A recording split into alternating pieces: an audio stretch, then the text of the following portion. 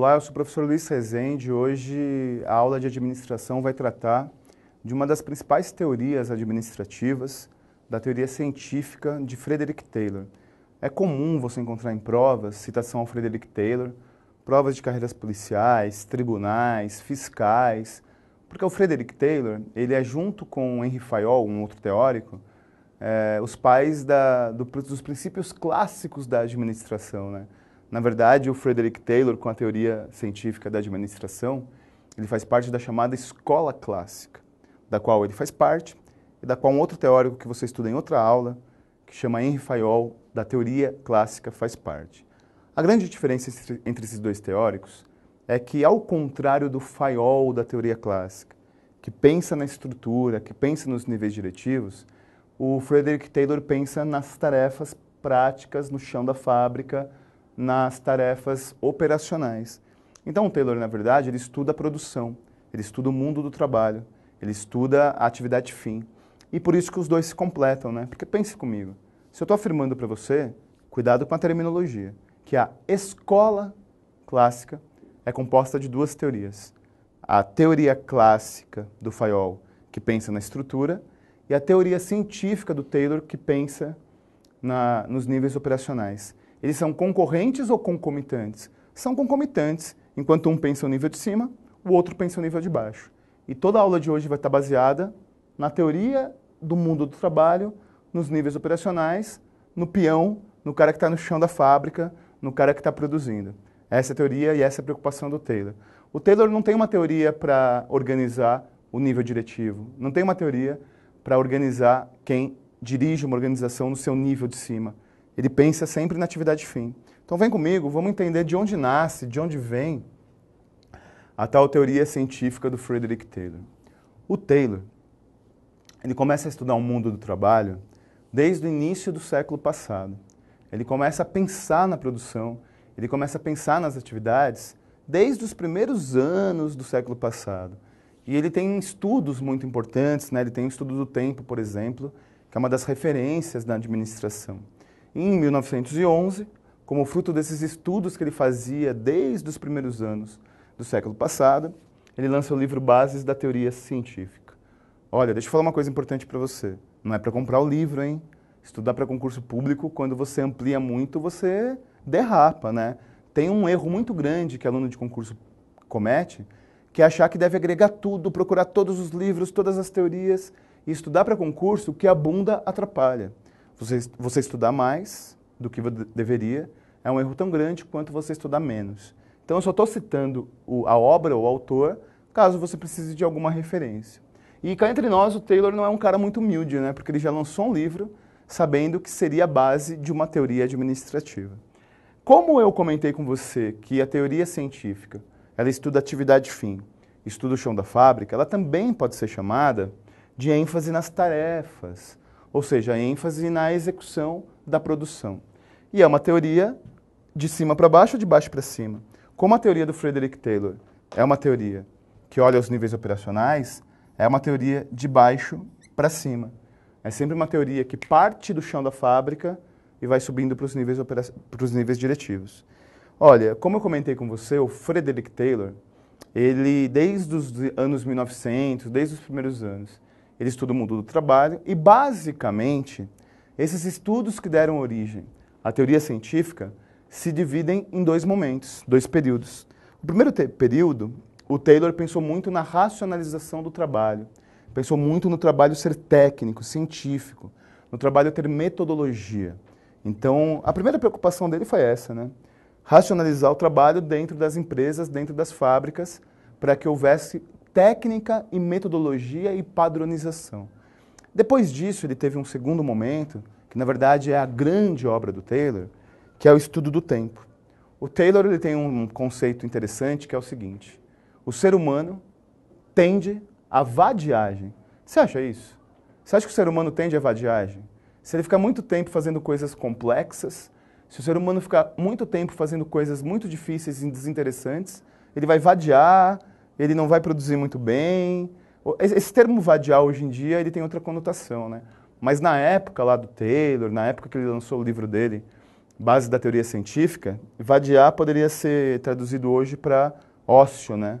Então ele diz que o ser humano tende ao ócio, que o ser humano tende a produzir muito pouco e ficar na ociosidade se o trabalho dele é complexo e desinteressante. Essas são as duas bases para que depois ele lançasse a teoria científica sobre a base desse livro. E o Taylor ele desenvolve um conceito chamado organização racional do trabalho. Então vem comigo, vamos entender o que é esse tal conceito da organização racional do trabalho que o Taylor preconiza. Em primeiro lugar, a organização racional do trabalho demanda análise do trabalho. O que isso significa? Cada trabalho, desde que seja apertar o parafuso até dar aula, desde que seja montar um computador até montar uma máquina operatriz, ela precisa de método, precisa de técnica, precisa de regra pré-estabelecida. Então a análise do trabalho, ela tem por objetivo buscar a melhor técnica, buscar a melhor metodologia para desenvolver alguma coisa. Tome cuidado, porque o Frederick Taylor, ele combate o empírico, ele defende a técnica.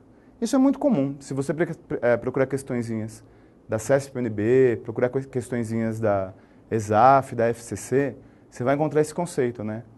Que é a teoria científica do Frederick Taylor, defende a técnica em lugar do empirismo. Rezendão, mas o que é empirismo? Olha só, ser empírico é eu ter competência de acordo com a prática, de acordo com a habilidade, de acordo com a experimentação. Então, na verdade, empírico é a forma que você adquire competência para mexer no seu telefone celular. Quando você comprou o seu telefone celular, você aprendeu pela técnica ou pelo empirismo? Você leu o manual, fez um curso no site do fabricante e só 3 meses depois, quando chegou o certificado, você abriu o celular ou na loja mesmo já tirou o chip, já pôs o seu chip e começou a fuçar de forma empírica, experimentando e fazendo. Foi assim, né? Então, na verdade, o Frederick Taylor, quando ele desenvolve a organização racional do trabalho, ele defende que a análise do trabalho leve a você ter técnica pré-estabelecida e o ser humano não opinar sobre o seu processo produtivo. O ser humano não opinar sobre aquilo que ele executa de forma empírica, porque já tem alguém que pensou a técnica para ele. Um outro conceito da organização racional do trabalho é o estudo do tempo. E conclusão o Taylor chega sobre o estudo do tempo? Que o ser humano ele precisa de tarefas colaborativas e simplificadas. Se você tiver tarefas muito complexas, se você deixar apenas para uma pessoa uma carga muito grande de trabalho, sem divisão do trabalho, o tempo de produção ele vai ser menos produtivo, porque ele vai tender ao desinteresse e à ociosidade. Bom, uma outra premissa do estudo racional do tempo é a fragmentação das tarefas. Na verdade, o Taylor defende o tempo todo a divisão de tarefas. Olha que interessante. Nós temos um hábito de achar que quem foi o cara que preconizou a linha de produção foi o Henry Ford, né? O Ford e o Fordismo, ele tem uma importância muito grande, não para concurso, mas no mundo do trabalho, que é a mecanização, que é o conceito da economicidade. Mas quem criou o conceito da divisão do trabalho com tarefas colaborativas foi o Frederick Taylor. Então, o trabalho fragmentado, ele é o trabalho colaborativo, é o trabalho dividido. Você vai ver daqui a pouquinho, quando eu for entrar no tópico de divisão do mundo do trabalho, que o Frederick Taylor ele é muito específico em trabalhos simplificados e colaborativos.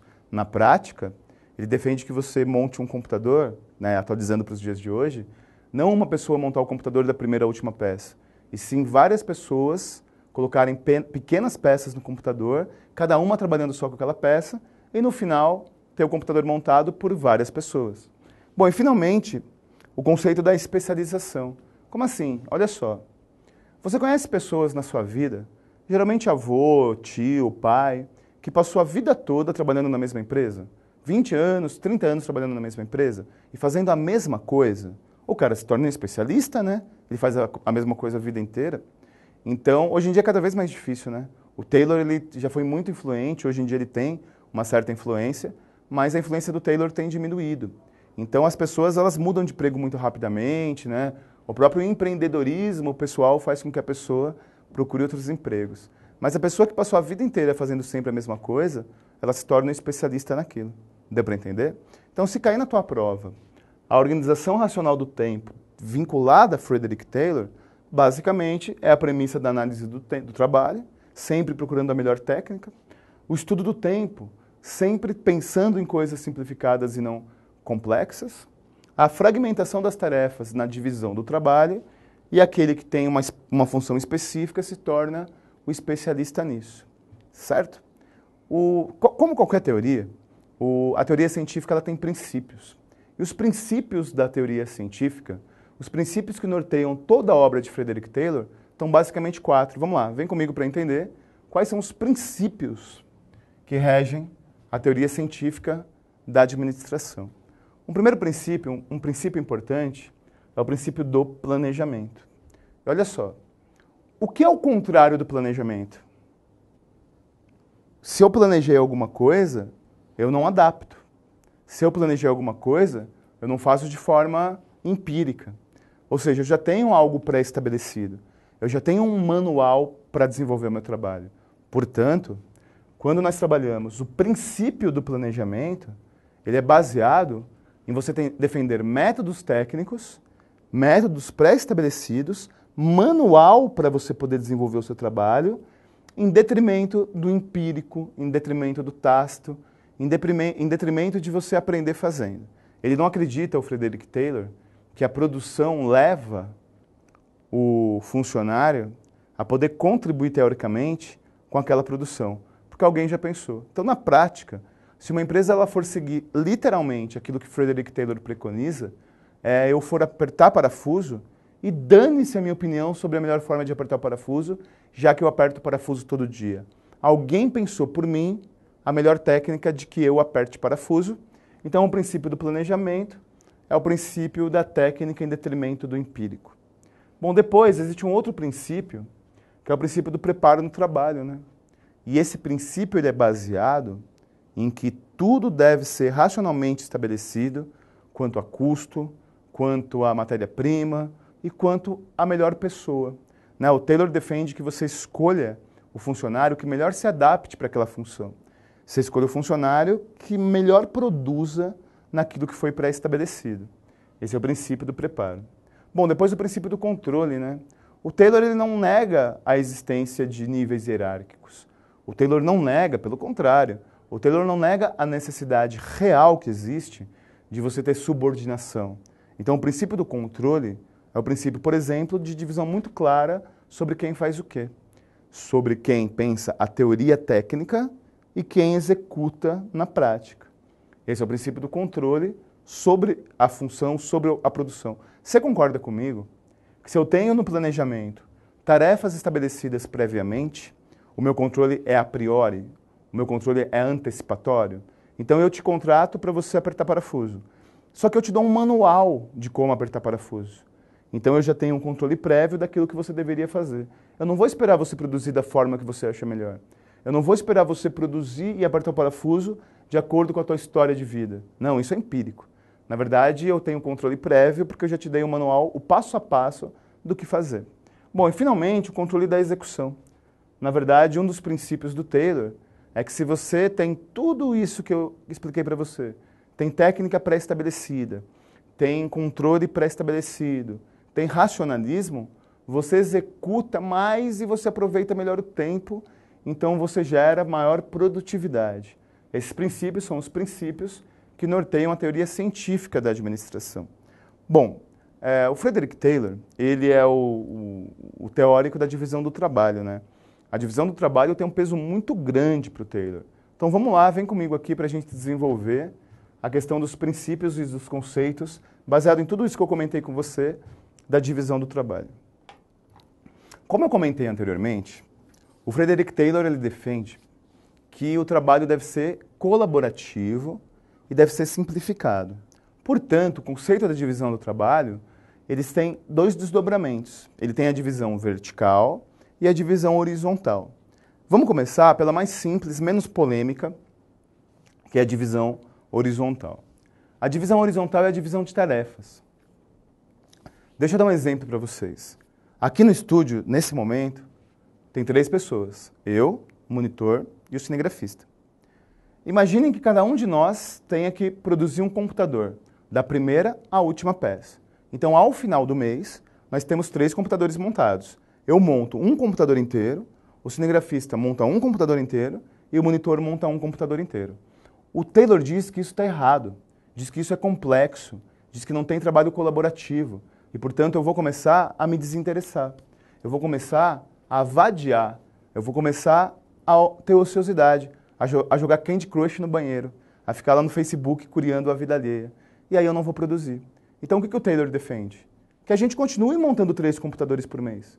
Mas ao invés de cada um montar o seu, o cinegrafista só põe uma peça, manda para mim, eu encaixo outra peça, manda para o monitor, ele encaixa outra peça, e ao final nós temos um computador montado pelos 3. Então ao invés de cada um montar o seu, todos montam todos. Tarefas simplificadas, colaborativas e, portanto, agregadas. E essa é a origem do quê? Imagina que tem uma esteira à frente de nós, o computador vai passando e cada um põe uma peça. É o princípio da linha de produção, que Ford depois implementou na fábrica dele. Então, a divisão de tarefas é a divisão do trabalho. Tarefas simples e pontuais. Eu comentei com você anteriormente que a divisão de tarefas ela gera uma situação de tornar o cara especialista. Eu tenho um amigo que o pai dele trabalhou na Goodyear. Trabalhou 30 anos. Olha o que o cara fazia na fábrica de pneu. Ele ficava parado, aí ele apertava um botão no chão, o motorzão do caminhão descia. Aí ele puxava uma alavanca, imprimia Goodyear no pneu. Aí o pai do meu amigo falou assim pra mim, ninguém fazia isso melhor que eu. Também, né, meu? 30 anos apertando o botão no chão, até eu viro especialista. Então esse é o princípio. É o princípio em que você se torna especialista na tarefa simplificada que você faz durante muito tempo. Você percebeu que é difícil hoje em dia encontrar pessoas especialistas?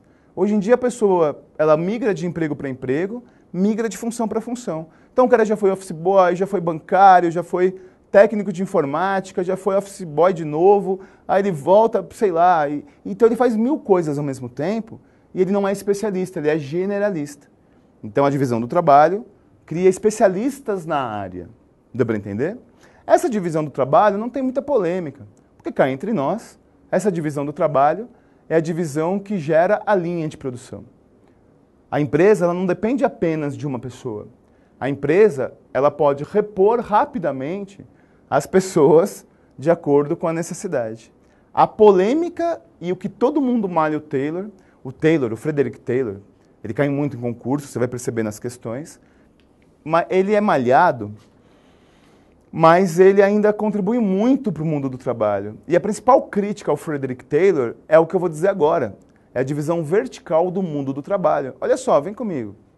A divisão vertical do mundo do trabalho, ela é a divisão teórico e prática. Eu divido a teoria e a prática. É assim, ó. Os níveis diretivos pensam a teoria. Os níveis operacionais executam na prática. Quem pensa a teoria não executa a atividade fim. E quem executa não pensa a melhor forma de você trabalhar. Então isso é polêmico, porque em tese impede que o funcionário opine sobre aquilo que ele faz.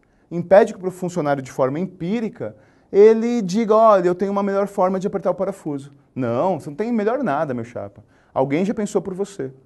Então é engraçado pelo seguinte, eu estava conversando com o cinegrafista antes de começar a gravação, e ele comentou comigo, né, acho melhor fazer isso, acho melhor fazer aquilo, no meu trabalho de transmissão de evento isso é melhor e tal. Ou seja, de forma empírica, de forma prática, ele vai percebendo como melhorar a própria atividade profissional dele. Se nós estivéssemos numa era científica do Taylor, não tem conversa. Já tem um manual de procedimento pré-estabelecido, você que siga esse manual e ponto final. Quem deve pensar, inclusive, se dá certo ou não, são os níveis diretivos. Então, na verdade, a divisão teórico-prática, ela deixa papéis muito bem estabelecidos dentro de uma organização. E esses papéis pré-estabelecidos são os papéis do cara que pensa apenas a teoria, cria um manual e entrega para o funcionário. Deu para entender? Pô, Rezende, mas isso está muito longe da realidade, não é? Nós estudamos empreendedorismo, nós estudamos relações humanas, nós estudamos integrar o funcionário dentro da organização. Eu sei, olha, eu estou falando de uma teoria do início do século passado. Eu estou falando de uma teoria pós-revolução industrial, segunda revolução industrial. Eu estou falando de uma teoria pré-segunda guerra mundial, da época da Primeira Guerra Mundial. Então, por mais que o Taylor seja massacrado, vários conceitos do Frederick Taylor existem até hoje. O conceito do estudo do tempo, o conceito da divisão do trabalho, só que alguns conceitos estão em declínio, né? Como o conceito da divisão teórico-prática. Hoje, uma empresa incentiva o funcionário a opinar sobre aquilo que ele deve fazer e a melhor forma de fazer. Hoje, uma empresa ela pede para o funcionário ser proativo, né? Proatividade para o Taylor não interessa. Então, eu termino a explicação teórica com a equação do Frederick Taylor. Vem comigo. Olha só, o Frederick Taylor ele tem uma equação. E essa equação explica muita coisa. Para o Taylor, eu preciso achar o homem certo, o melhor homem. Pois então, que papo é esse de melhor homem? Então, melhor homem para as tarefas, né? Então, o que significa o conceito de você encontrar o melhor homem ou o homem certo? O homem que mais se adapta para aquela atividade. O homem que mais se adapta para aquela função. Além de achar o melhor homem, eu acho a melhor técnica. Em que sentido eu acho a melhor técnica? É o que eu falei para você. Os níveis diretivos, os níveis de cima, pensam a teoria e a melhor forma de técnica, né, de executar aquela teoria. Então eu faço uma combinação aqui do homem que mais se encaixa para essa técnica e da melhor técnica para esse homem desenvolver a função. E se eu tenho essa combinação, o que eu tenho?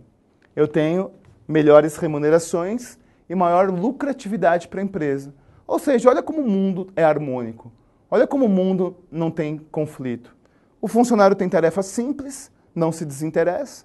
As tarefas são colaborativas e isso faz ele ter mais produtividade. A empresa, propiciando isso para o funcionário, lucra mais, aumenta a produção e eu pago melhores salários para o funcionário. O mundo seria perfeito se o ser humano não tivesse outras necessidades além da grana, né? Então, você entendeu a equação do Taylor? Deixa eu terminar dizendo o seguinte. Algumas premissas, elas são a base de tudo isso que eu falei. Pensa um pouquinho.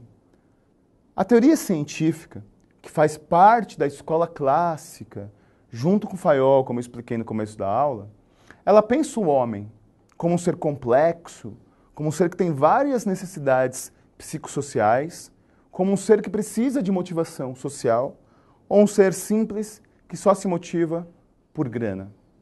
Um ser que ele vê como única motivação na sua atividade profissional a remuneração. Para o Frederick Taylor, para a teoria científica e para a escola clássica da qual ele faz parte, o homem é um ser meramente econômico. A motivação ela é meramente salarial e remuneratória. Então eu tenho a equação perfeita, né? O melhor homem, a melhor técnica, melhores remunerações e melhor produtividade. Para o Frederick Taylor, a organização ela é um sistema rígido e fechado. É um sistema sólido que não abre margem para o empírico, que não abre margem para o criativo. Essas são as bases da teoria científica. Deu para entender? Olha, mas a teoria científica por si só, ela não ajuda muito na hora da prova, se você não perceber como isso cai em concurso, né? Então, se você pegar as últimas provas aí das principais bancas organizadoras, nas matérias de administração, você vai perceber que o Taylor, ele é citado e a teoria científica é muito citada. Meu chapa, você presta para a Polícia Federal, procura a provinha de 2014 para a gente, para encontrar o Frederick Taylor lá e a escola clássica e a teoria científica. Então, baseado nisso, vamos agora perceber na prática como tudo isso cai. Tem um velho revolucionário, eu sempre cito ele, que diz que a prática é o critério da verdade. De nada adianta ficar aqui só na teoria, nós temos que, na prática, ver como isso cai na prova. Você tem aí uma lista de exercícios no seu material, então vamos ir imediatamente para a leitura e resolução da primeira questão. Leitura da primeira questão. Os dois primordiais teóricos da administração, um deles criador da escola clássica, são Frederick Taylor e Henry Ford. Alternativa D. Smith e Ricardo. Alternativa C. Taylor e Drucker.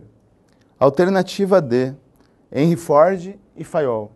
Alternativa E. Frederick Taylor e Fayol.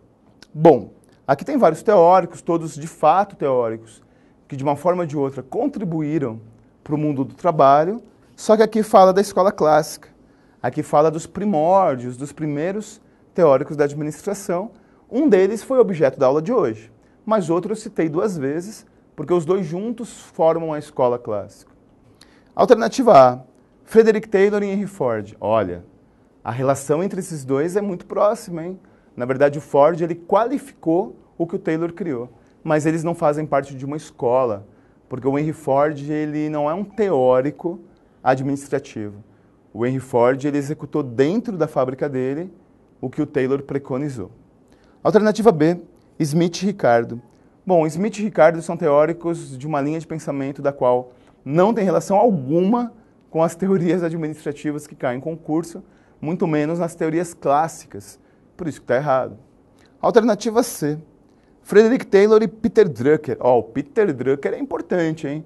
O Peter Drucker ele é o principal teórico dos neoclássicos, da teoria neoclássica. Vai cair em prova, você tem uma aulinha disso aí no seu curso, mas não é objeto dessa questão, porque ele não é dos clássicos, não faz parte da teoria clássica. Alternativa D, Henry Ford e Fayol. O Ford aparece muito nas questões porque o senso comum diz que o Henry Ford é o pai da linha de produção e da divisão do mundo do trabalho, né? De forma errônea, como você viu na aula de hoje. Alternativa E, Frederick Taylor e Henry Fayol. Perfeito, essa é a alternativa correta. Frederick Taylor e Henry Fayol são os teóricos da escola clássica. Só lembrando que o Taylor ele criou a teoria científica, que eu trabalhei na aula de hoje, e o Henry Fayol criou a teoria clássica. Os dois juntos são da escola clássica. Alternativa E. Próxima questão. Também conhecido como administração científica, é um sistema de administração de empresa muito aplicado à indústria. A premissa desse sistema são a máxima produtividade por meio de padrões repetidos dos trabalhos e das máquinas, uma ampla divisão de tarefas, funções repetidas e otimização do trabalho para aplicação de um sistema de produção em massa. O texto refere-se a qual sistema de produção? Alternativa A, Taylorismo. Alternativa B, Fordismo. Alternativa C, contingencialismo.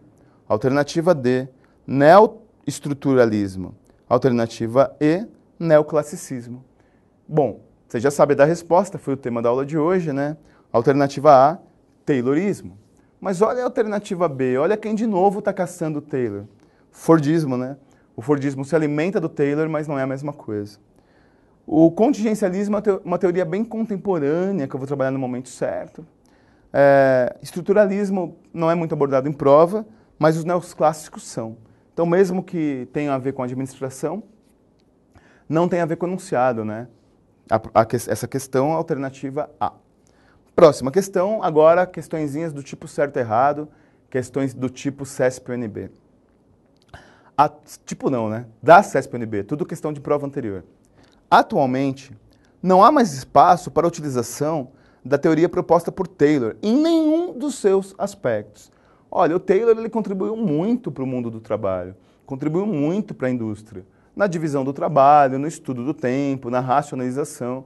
E mesmo que existam teorias mais modernas, mesmo que existam teorias que pensem nas relações humanas, muita coisa do Taylor se aplica em qualquer lugar, no Alphacom, no serviço público, que é o princípio da divisão do trabalho, do estudo do tempo. Então está erradíssimo. Taylor ainda influencia e cai em concurso por conta disso, tanto o serviço público quanto a iniciativa privada. Questão errada, portanto. Próxima. De acordo com Taylor, o nível de eficiência do trabalho é estabelecido com base na capacidade social que este trabalhador apresenta, e não em sua capacidade de executar o trabalho corretamente no prazo estabelecido. O que eu comentei para você? Que o Taylor se preocupa muito com a técnica e com o melhor homem para aplicar essa técnica da forma que foi estabelecida, não na sua relação social. Então, para o Taylor, o melhor homem é aquele que melhor se adequa tecnicamente às funções e, por decorrência, aos prazos para cumprir cada tarefa. Portanto, é errado. Não é um aspecto social, é um aspecto técnico que faz o Taylor determinar, o Taylorismo, né, qual é o melhor homem para a melhor técnica. Próxima questão. As ideias e princípios propostas por Wilson Taylor que liderou um movimento da administração científica, não são empregados atualmente, devido à evolução das relações do trabalho, aos avanços tecnológicos e aos novos modelos de gestão. Olha só, a mesma abordagem de outra banca organizadora. Dizer que o Taylor foi escorraçado, foi extinto, não existe mais nada dele. E é mentira. O Taylor, como um clássico, ele influencia e muito o mundo do trabalho. Portanto, também é alternativa errada. Bom, a aula de hoje tratou de um teórico importante. A aula de hoje tratou de Frederick Taylor, o pai da teoria científica tão odiado, mas que contribuiu tanto para o mundo do trabalho. Espero que você tenha gostado da aula, das dicas. Estou com você até a sua aprovação. Força e honra. Até a próxima.